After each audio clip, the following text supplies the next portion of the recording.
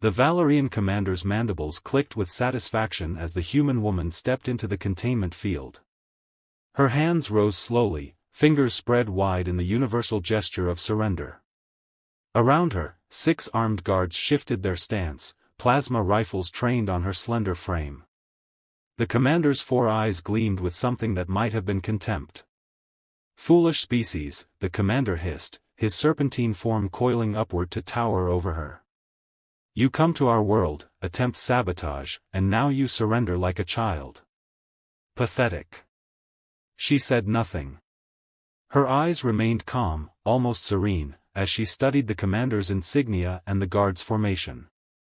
The corner of her mouth twitched slightly, not in fear, but in recognition.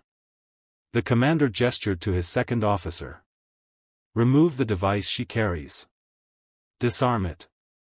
The guard approached cautiously, his scaled hands reaching for the metallic band around her wrist. It was no weapon, just a simple monitoring device, or so they believed. The commander watched with smug certainty. Humans were tactically inferior, technologically primitive, emotionally unstable. This one had already proven their incompetence by getting captured. That was his first mistake. The device wasn't a weapon. It was a relay. The moment the guard's fingers touched the band, he activated the override sequence. The commander didn't understand human psychology, that peculiar blend of recklessness and calculation. Humans didn't surrender when cornered. They adapted. They innovated. They lied. The containment field flickered. Across the compound, the human's partner, positioned 3 kilometers away with a clear line of sight to the power generators, fired the electromagnetic pulse. It wasn't destructive, just disruptive. Just enough. The entire facility's electrical systems cascaded into failure. Darkness swallowed the command center. The human woman moved before her eyes even adjusted, muscle memory taking over where vision failed. Her hand shot upward, striking the guard's neural junction with surgical precision. He crumpled. The plasma rifles, sophisticated as they were, required a fraction of a second to charge their capacitors in manual mode. She had spent weeks studying their specifications, learning their weakness.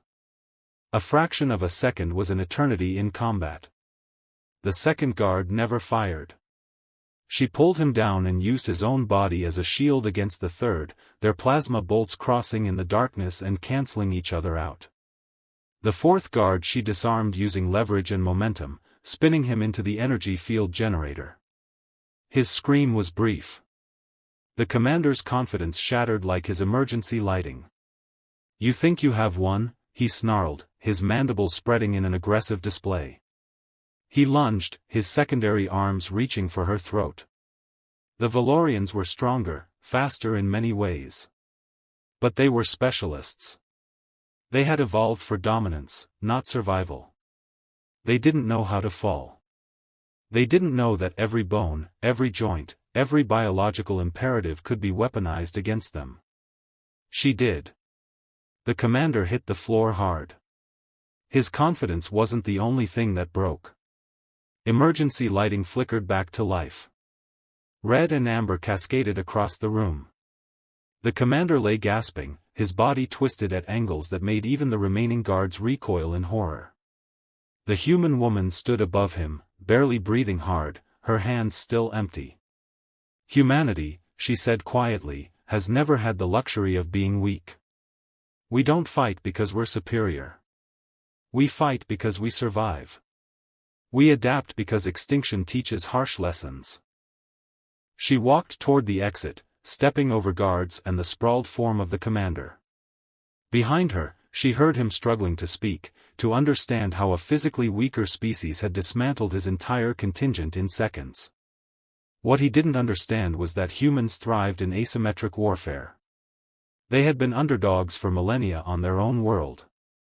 Every conflict, every struggle, had honed them into creatures of impossible resourcefulness. As her partner's voice crackled through the emergency comm, "Package secured. Extraction in 5 minutes," she smiled. The Valerian commander had made more than one mistake. But the first one had been inevitable. He had underestimated what a human could do when cornered. He had forgotten that cornered animals fight hardest of all. Kindly like and subscribe channel. Thank you.